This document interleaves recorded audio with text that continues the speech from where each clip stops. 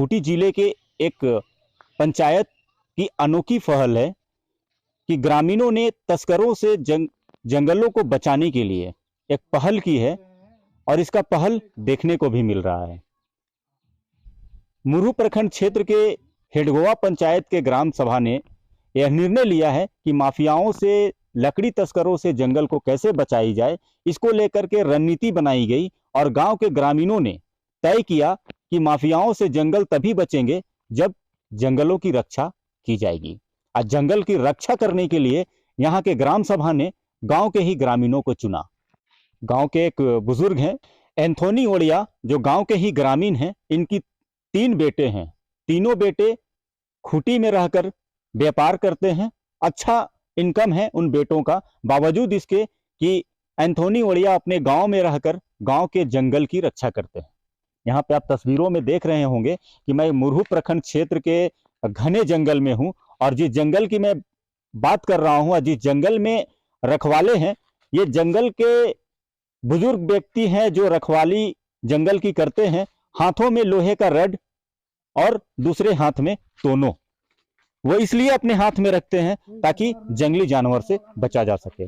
साथ ही क्षेत्र में अगर कोई तस्कर किसी तरह का लकड़ी काट रहा हो तो उनको भगाने के लिए, उनसे बचाव के लिए अपने साथ औजार लेकर के चलते हैं। हम सीधे इन्हीं से जानने का कोशिश करते हैं कि बाबा इस तरह का पहल गांव वालों ने क्यों किया। हम लोग पहले का आदमी का नहीं सुना दे रहा है, इसलिए हमको चुना दिया। तो क्या जंगलों में लकड़ी की कटाई होती थी क्या? हाँ, चोरी भी हो रही थी। कौन चोरी कर रहा था? अरे गांव वाले, अरे हमारे ही गांव का नहीं, दूसरे गांव का। इसीलिए हमको रखवाली चुन लिया। क्या करते थे लकड़ी चोरी करके वो लोग? वो जो जलावन के लिए।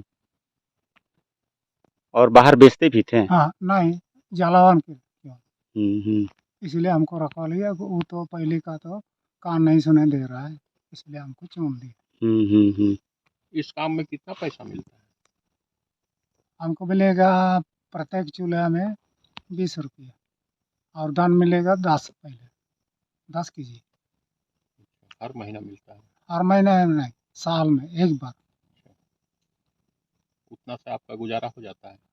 होगा कि नहीं होगा, नहीं ना होगा उतना से। इस काम से खुश हैं आप?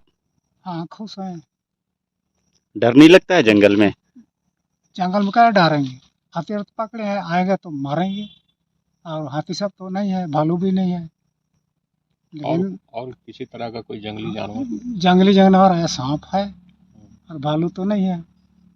और क्या बोले, भाग भी नहीं है। तो इस तरह की रखवाली की क्या यही परंपरा रही है इस गांव में? हाँ, पहले से पहले से। कितना सालों से इस तरह का परंपरा चल रहा है? करीब 100 साल से ज्यादा हो गया, बूढ़े आदमी से।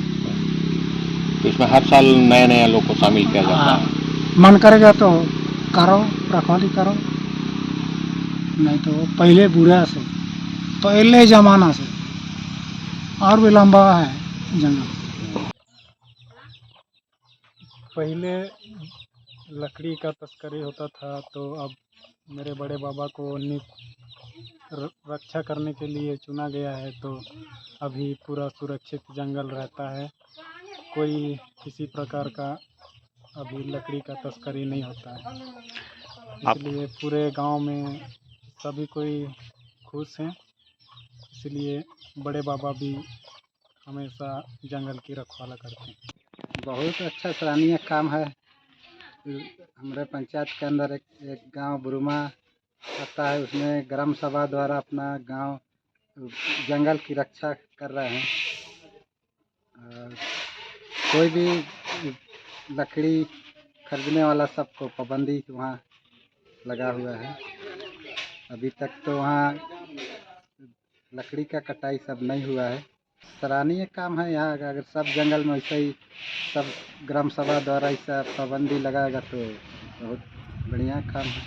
एंथोनी ओडिया जी हैं, जिनके जिम्मे 400 एकड़ जमीन की रक्षा करना है और ये लगातार दिन में निकलते हैं, शाम में अपने घर जाते हैं। कंधों पर रड, हाथ में तोनो, इन्हीं के भरोसे पूरे जंगल की रक्षा होती है। डर तो इन्हें भी लगता है, कहते हैं हाथों में हथियार है, सांपों को मारकर अपनी जान बचा लेंगे।